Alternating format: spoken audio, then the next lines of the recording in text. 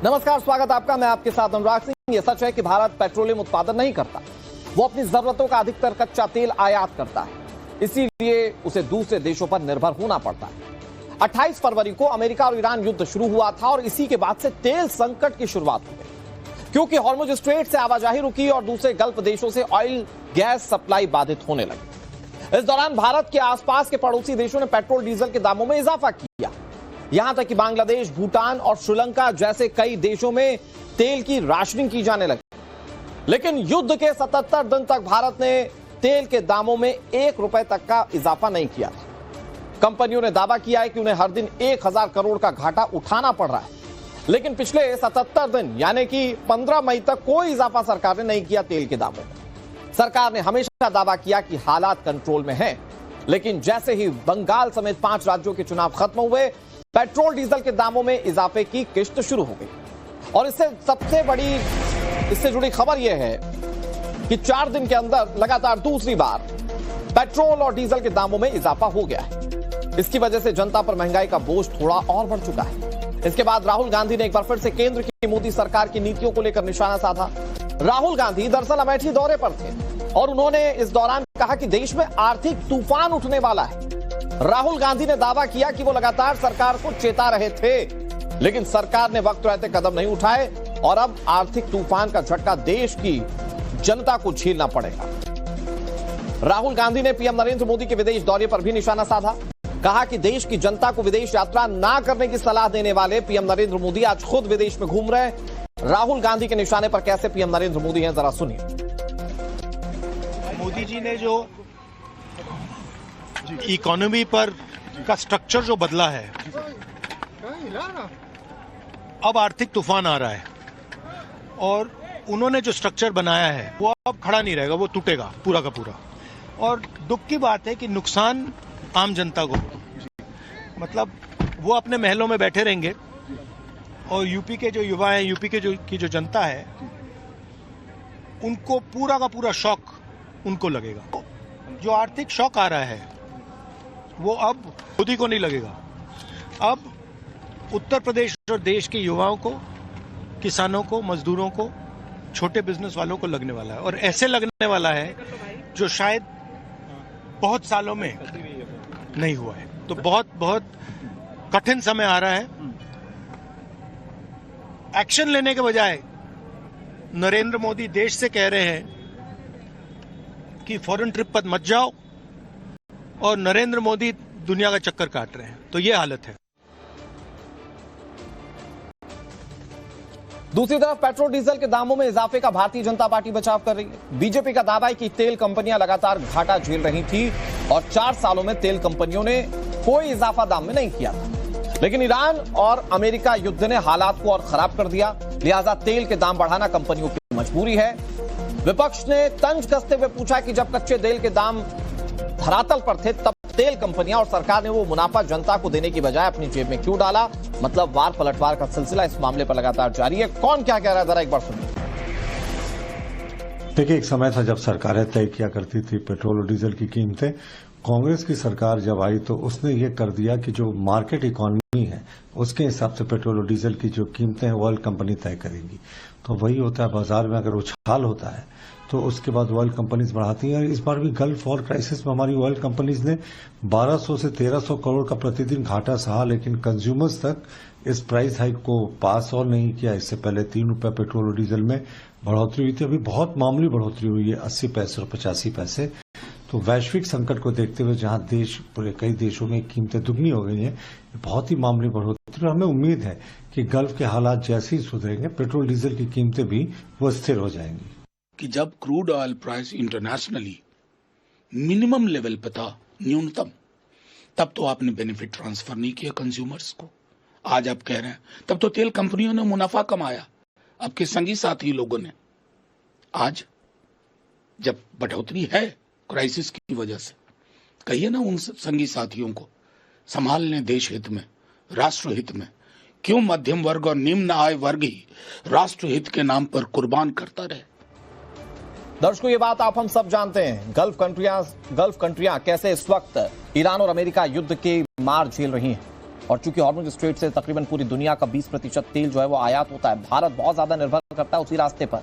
और अब तेल की सप्लाई बहुत ज्यादा जब बाधित होने लगी और 77 दिन हो गए जब सरकार ने इसे बियर किया काफी अपने तरीके से, तो अब तेल के दाम बढ़ाने पड़े, क्योंकि हजारों करोड़ों का नुकसान तेल कंपनियां लगातार उठा रही थी। लेकिन इस पर विपक्ष कह रहा है आर्थिक बवंडर आने वाला है। क्या कहना चाहता है विपक्ष, इसको जानने की कोशिश करेंगे। कई सारे मेहमान हमारे साथ जुड़ गए। धनंजय गिरी हमारे साथ जुड़ गए जो कि भारतीय जनता पार्टी के प्रवक्ता है। हमारे साथ अजय वर्मा जुड़ गए, कांग्रेस पार्टी के नेता। सुनील गर्ग अब से कुछ ही देर में हमारे साथ जुड़ेंगे और हमारे साथ अरविंद मोहन जुड़ गए जो कि इकोनॉमिस्ट हैं। सभी मेहमानों का स्वागत है। मैं शुरुआत अजय वर्मा जी आप ही से करता हूं। भाई, आपका फेवरेट मुद्दा है आज तो, मतलब बढ़ती महंगाई, सरकार की नाकामी। आप बहुत अच्छे तरीके से इस पर बात करना चाहते हैं, बताना चाहते हैं। बताइए सर, कैसे, मतलब राहुल गांधी अगर कह रहे हैं कि आर्थिक बवंडर आने वाला है, तूफान आने वाला है, तो कैसे, मतलब क्या देखकर विपक्ष आज ये आरोप लगा रहा है देश में? अनुराग जी, ये देश के 145 करोड़ लोगों का मुद्दा है। ये हमारा फेवरेट नहीं, हम तो देश के मुद्दे को अपना मुद्दा मानते हैं। हम वो नहीं है कि अडानी के मुद्दे को अपना मुद्दा माने और अमेरिका का सारा कर्जा उतार कर 10 लाख बिलियन वहां अडानी साहब जाके लगाएं। देश हमारा आर्थिक हालात से गुजर रहा है, 15,000 लोगों को वहां को नौकरी दी जाए। ये सब खेल फिक्स है, ये रचित है। लोग कहते हैं ना कि ईश्वर ने रच रखा, जी नहीं, ये पृथ्वी के ईश्वर नरेंद्र मोदी जी ने रच रखा है। इनके द्वारा रचित एक एक चीज है। जब चुनाव चल रहे थे मान्यवर 5 स्टेटों के चुनाव, तब इन्हें तेल महंगाई, तब इन्हें सारी युद्ध याद नहीं है। तब तो एक्चुअल युद्ध चल रहा था वास्तविक। अब तो आर्टिफिशियल युद्ध है।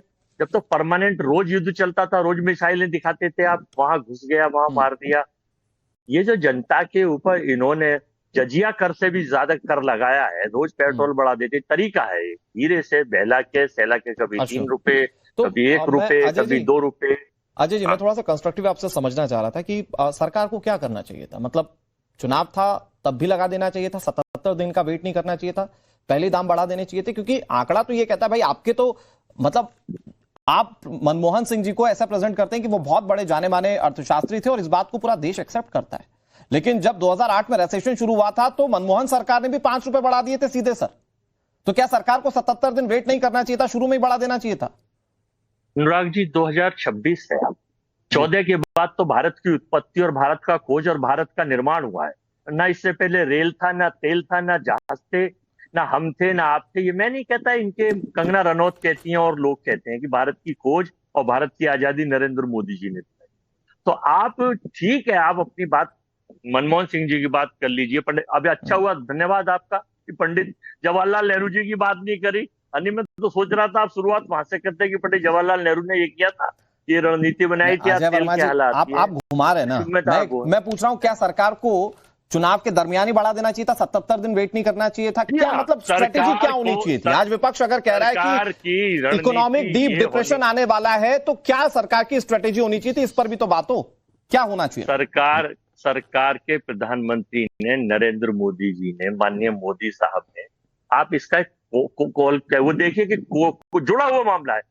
कहा 3 दिन पहले मित्रों 5-7 बातें कही कि सोना मत खरीदिए, देश बच जाइए, पेट्रोल कम चलाइए, डीजल कम खर्च करिए, महिला ब्यूटी पार्लर नहीं जाए। उसका कनेक्शन मैं समझाना चाहता हूँ। सोने के लिए इनके मुंह से कहलवाया गया था। ठीक 3 दिन पहले कहा गया, माननीय अडानी साहब ने कितनी भारी संख्या में। अरे अजय जी, आज भी आप सिर्फ आरोप ही लगा रहे हैं। अजय जी, मैं ये पूछ रहा हूं कि क्या सरकार को ये 77 दिन भी नहीं रुकना चाहिए था दाम बढ़ाने के लिए, या सरकार की स्ट्रेटेजी होनी क्या चाहिए थी? 20 सेकंड है अजय जी, मैं उसके बाद धनंजय जी के पास जाऊंगा। सोना चांदी खरीद लिया गया और 2 दिन बाद उस पर ड्यूटी 6 से 15% बढ़ा दी। सोना 20,000 रुपए, चांदी 50,000 रुपए बढ़ गया और उस दौरान सारी व्यवस्था करके जितना पैसा खर्चा हुआ था, देश का विपक्ष आरोप लगाएगा ना अजय जी, अगर सिर्फ देश का विपक्ष आरोप लगाएगा तो इसका कोई मतलब नहीं है, क्योंकि हॉर्मुज स्ट्रेट बंद करने में भारत का कोई योगदान नहीं है। वो क्राइसिस थोपी गई है पूरी दुनिया पर, सब झेल रहे हैं। और आप मुझे बता दीजिए कौन सा ऐसा विकसित देश है जो इससे अछूता रहा है, जिसके यहां पर प्राइस ना बढ़े, उसको फॉलो कर लिया जाए। एक बार जरा रिसर्च कर लीजिए, आजकल ग्रोथ बड़ा तेजी से बता देता है। ऑप्शंस आप जरा एक बार सर्च कीजिए। धनंजय गिरी जी, क्या देश आज सच में इकोनॉमिक डिप्रेशन की तरफ बढ़ रहा है? क्या राहुल गांधी कह रहे हैं एक ऐसा बवंडर आएगा जिसमें युवा, किसान, छोटे उद्योग वाले सब पिस जाएंगे, रोजगार के संकट आ जाएंगे? क्या देश उस तरफ बढ़ रहा है क्या? अनुराग जी, मैं राहुल गांधी जी की बात का जवाब देने से पहले जितना ध्यान से मैंने अपने साथी प्रवक्ता को सुना, मैं उनका हृदय से आभार व्यक्त करता हूं और 2 चीजों के लिए धन्यवाद देता हूं। एक तो उन्होंने पृथ्वी के भगवान नरेंद्र मोदी जी को माना, इसके लिए उनका साधुवाद है। देर से ही सही कांग्रेस को समझ में आ रहा है कि उनका भगवान किसको मानना चाहिए। दूसरी बात, उन्होंने कहा कि जजिया कर से भी खराब, यानी कि जजिया कर बहुत घटिया कर था, ये कांग्रेस ने आज माना। आज अपने तुष्टीकरण को खुद ही पंचर करते हुए कांग्रेस प्रवक्ता ने यह माना कि जजिया कर से भी खराब, यानी कि जजिया कर एक बहुत घटिया नैरेटिव था, एक बहुत घटिया काम था मुगल आक्रांताओं द्वारा, ये उन्होंने माना। ये दो बातों के लिए मैं उनका साधुवाद धन्यवाद देते हुए राहुल गांधी की बात पे आता हूं। राहुल गांधी ने कहा कि तूफान आने वाला है, तूफान आने, तो भाई कहते हैं ना कि समंदर में बड़ा तूफान आया है, समुंदर को बड़ा गुमान आया है, मोदी ने कहा कि ना उधर ले चलो जिधर तूफान आया है। तो मैं कह रहा हूं कि जब दुनिया की इकोनॉमी जब चबरा रही है, दुनिया में जब 99% देश युद्धरत हैं, जब अमेरिका में 45% देश के दाम बढ़ गए, टर्की में 38% बढ़ गए, जर्मनी में 35% बढ़ गए, यूएई को छोड़ के कोई ऐसा देश नहीं जिसमें नहीं बढ़ा है। अफगानिस्तान, पाकिस्तान में 49% बढ़ गए। वहां 10 साल में 13 बार पेट्रोलियम का प्रोडक्ट का दाम बढ़ाने वाली कांग्रेस पार्टी आज ये देख ले कि 4 साल में मात्र 3 रुपया, लेकिन मात्र 3 रुपया धनंजय जी इतना सा बढ़ा है। 2.5 लाख करोड़ का जो जब आप कहते हैं 4 साल कर्जा छोड़ के गए थे, 2.5 लाख बॉन्ड। धनंजय जी इसको तो बस 1 मिनट, हाँ प्लीज कंक्लूड कीजिए सर, जल्दी से कंक्लूड कीजिए, एक सवाल लेना है मुझे। हाँ प्लीज धनंजय जी, आ रहा हूं अजय जी। दो बातें हैं। जब ये कहते हैं कि भाई आप कि ये मार्केट रेट से कम बिक रहा था, तो 2.5 लाख करोड़ का भाई हुजूर आप तेल का बॉन्ड छोड़ के गए थे, कर्जा छोड़ के गए थे, उसको हम लोग ने चुकाया। 2004 में जहां पर वाजपेयी जी की सरकार हटी और 14 में 222% की बढ़ोतरी की थी आपने, और हमने मात्र 23% की बढ़ोतरी की है 14 से लेकर अभी तक में। तो आप किसी भी चीज को कंपैरेटिव कहां से कीजिएगा?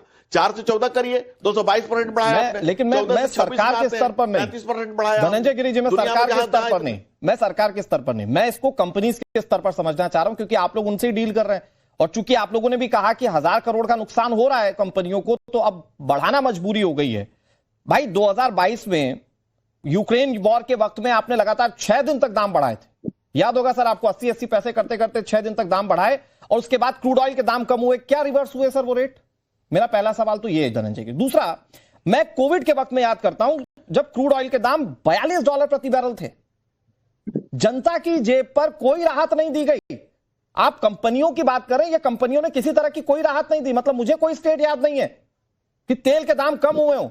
तो आज जब आप 77 दिन का गिना रहे, गिनाइए साहब, उसमें कोई दिक्कत नहीं, बट सवाल यह है कि ये कंपनियां मुनाफा भी तो मोटा कमाती आई ना सर पिछले 5-6 सालों से। अनुराग जी, मैं उसी बात का आपको जवाब देता हूं जी। 4 से 14 नहीं मिलेगा, दाम बढ़े 222%, 14 से 26 दाम बढ़े 33%। दूसरी बात जो मार्केट प्राइस गिरा 2.5 लाख करोड़ का, 2.5 लाख करोड़ का ऑयल बॉन्ड का कर्जा छोड़ के गई थी कांग्रेस पार्टी, ये ऑन रिकॉर्ड है। वो 2.5 लाख करोड़ के ऑयल बॉन्ड के कर्जे को चुका दिया गया। उसके बाद रिजर्व बढ़ाया गया, और रिजर्व की क्षमता ये बढ़ाएगी कि 80 दिन का रिजर्व, गैस का 45 दिन का रिजर्व, और तमाम चीजों को जो रिजर्व करने की हमारी क्षमता को इनहेंस किया गया, बढ़ाया गया है। जो 37% अपनी जरूरतों का उत्पाद को इधर बढ़ाया गया, 12% तो इधर बढ़ा दिया गया। उसके बाद जो हमारे इथेनॉल मिलाने से लेकर के तमाम प्रक्रियाओं को सरलीकृत किया गया है, और ज्यादा से ज्यादा सुगमता से। इसलिए तो आज आपको हर जगह तेल, पेट्रोलियम, गैस, हर चीज मिल रही है, क्योंकि सरकार ने मैनेजमेंट इतना अच्छा किया। लेकिन धनंजय गिरी बढ़े घटे, मैं आ रहा हूं, 2.5 लाख करोड़। लेकिन धनंजय गिरी जी, सच्चाई ये है कि आप जिस बॉन्ड का बार बार जिक्र करते हैं, 2009 के वक्त में, 2008 में वो रेसेशन, उसके बाद 2009 के वक्त में जब मनमोहन सरकार ने ये फैसला किया था, तो उसकी कोशिश ये थी कि जनता की जेब पर कोई असर ना आए। तो मैं ये समझना चाह रहा हूं कि क्या इस तरह की कोई स्ट्रेटेजी है कि जनता उस महंगाई की मार से बच पाएगी? 10 सेकंड में अगर धनंजय गिरी जी बता पाए आप तो। बिल्कुल, अगर इसीलिए तो इस तरह से किया जा रहा है। अच्छा भाई, आज ये नहीं कहा जा रहा है कि एक टाइम भूखा रहिए, देश को मजबूत नहीं, आज कहा जा रहा है मितव्ययी हो जाइए, ठीक है, अपने खर्चे को कम करिए, ठीक है, इसको मैनेजमेंट की तरह। प्रधानमंत्री भाई, सरकार के पास प्लान रेडी है, आप डरा क्यों रहे देश को? उसके बाद दोनों इकोनॉमिस्ट के पास जा रहे हैं, कह दिया है। ठीक है, अजय वर्मा जी जल्दी। देखिए, बाढ़ की वजह से ऑस्ट्रेलिया के पीएम ने पेट्रोल से 17 रुपए सस्ता किया एक्साइज ड्यूटी आदि की, जिसकी फायदा जनता को हो रहा है। जर्मन में पेट्रोल डीजल पर टैक्स कम करते हुए 17 से 19 रुपए सस्ता हुआ। नेपाल में पेट्रोल 2 रुपए, डीजल 12 रुपए सस्ता हुआ। और हमारे यहाँ क्या हुआ है, ये समझा रहे हैं कि साहब संसार में बढ़ गया। बार बार बोलो, जोर से बोलो, झूठ बोलो, क्योंकि ये मैंने अभी जिसे कहा था, ये एक्चुअली में पहले मेरी माँ ने मुझको जन्म दिया, मैंने सोचा था प्रधानमंत्री जी कहते हैं। अब मुझे लगता है मेरे साथ नॉन बायोलॉजिकल, तो ये नॉन बायोलॉजिकल के शिष्य हैं। अरे तो आपने खुद उनको भगवान मान लिया। आप भगवान मान लिए जब मोदी जी को, आप मोदी जी को भगवान, अभी धरती का भगवान माना आपने, अभी आपने धरती का भगवान माना भाई। अब जहां जहां पड़े चरण राहुल, ठीक है, जहां ठीक है, दो इकोनॉमिस्ट मेरे साथ, सुन लीजिए जल्दी जल्दी 10 सेकंड, अजय वर्मा जी 10 सेकंड। हाँ। अब तो नरेंद्र, लेकिन अजय भाई आप तो गलत बता रहे हैं ना, म्यांमार में कहां बढ़ा, दुनिया में कहां बढ़ा। एक मिनट अजय भाई, जी ने कही थी, और अब भगवान जगन्नाथ भी मोदी जी के भक्त चरण छूते हैं, ये बात संबित पात्रा जी ने कही थी। तो भैया एसएन सिंह साहब, हमने भी मान लिया है कि यहाँ जरा सा भी कोई धमकाएगा, कुछ करेगा, कहा कि मोदी जी जगन्नाथ जी के भक्त। ठीक है, नहीं आज मुझे लगता है जब लीडर ऑफ अपोजिशन लोकसभा ये कहते हैं कि एक डीप डिप्रेशन आने वाला इकोनॉमी में, एक तूफान आने वाला, तो मुझे लगता है कि चर्चा इस पर होनी चाहिए, किसने क्या कहा उस पर नहीं होनी चाहिए। मैं बहुत जल्दी से सुनील गर्ग जी आपके पास आता हूं, क्योंकि सरकार और विपक्ष दोनों के पहलुओं को समझना इसलिए जरूरी था क्योंकि भाई they are into the government, उनको स्टेप्स लेने, तो वो क्या लेने वाले हैं वो समझ में आता है दोनों तरफ से। लेकिन सुनील गर्ग जी, स्थिति क्या वैसी है जैसे राहुल गांधी बताने की कोशिश कर रहे हैं, या सरकार की मजबूरी है ये दाम बढ़ाना? देखिए, सरकार को पॉलिटिक्स भी करनी है, राजनीति भी है कि राजनीतिक पार्टी है, और इकोनॉमी भी संभालनी है। तो आप पहले गणित समझ लीजिए कि पेट्रोल और टैक्स डीजल से जो हमारे पास एक्साइज ड्यूटी कलेक्शन आती थी, लगभग 3 लाख करोड़ आया करती थी।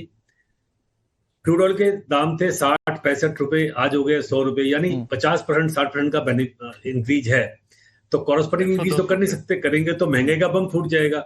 तो सरकार ने क्या किया, कुछ अपनी एक्साइज ड्यूटी कम कर ली, 10 रुपए पर डीजल पेट्रोल मिला के, और कुछ रेट बढ़ा दिए।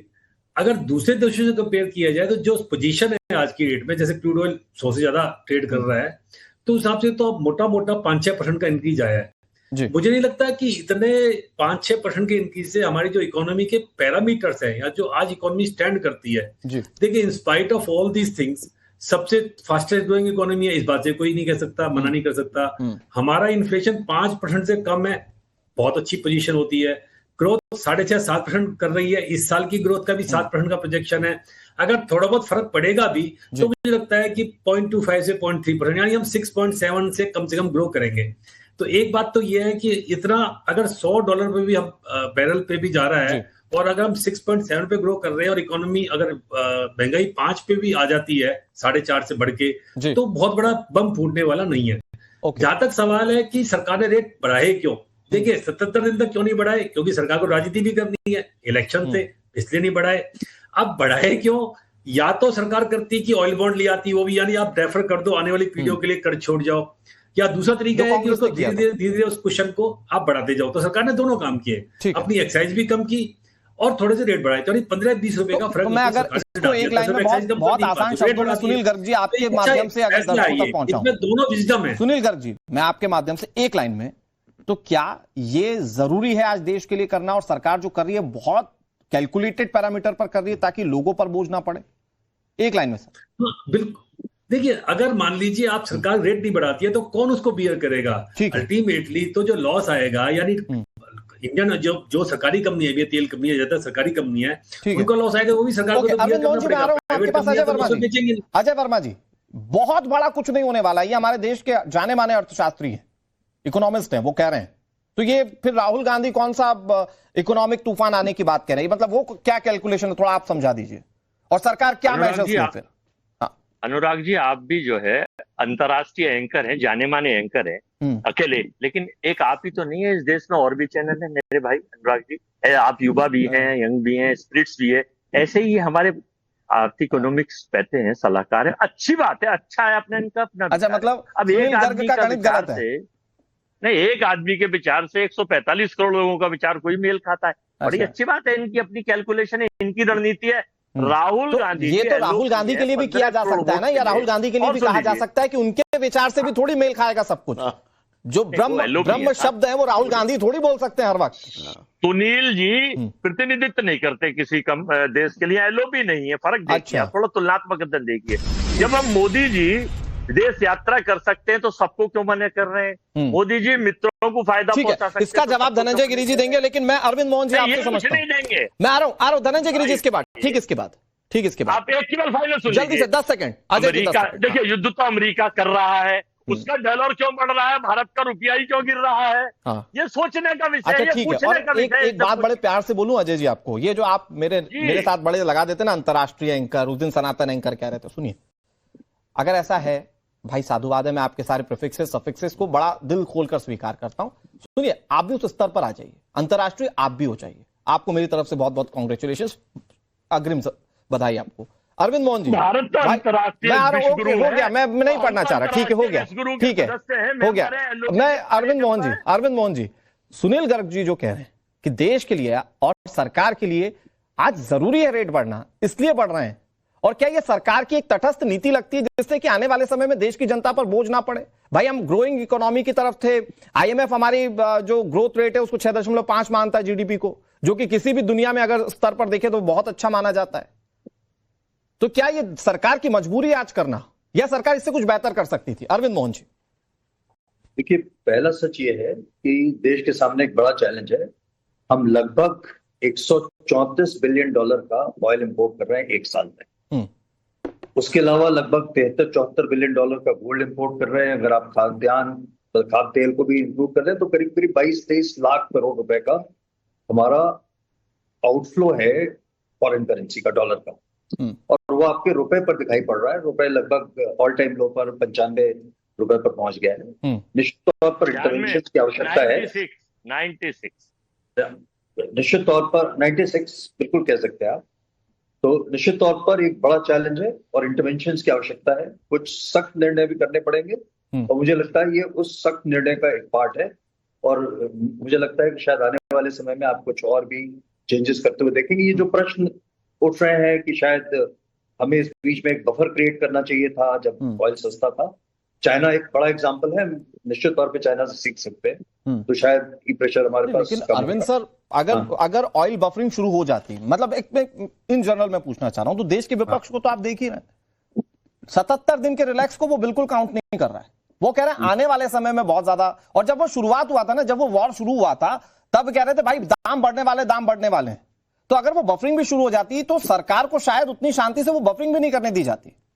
देखिए मैं ये पक्ष विपक्ष की तरह मैं बिल्कुल बात नहीं करना चाहता। अच्छा, मैं बिल्कुल टेक्निकल एस्पेक्ट पे बात करना चाहता हूँ।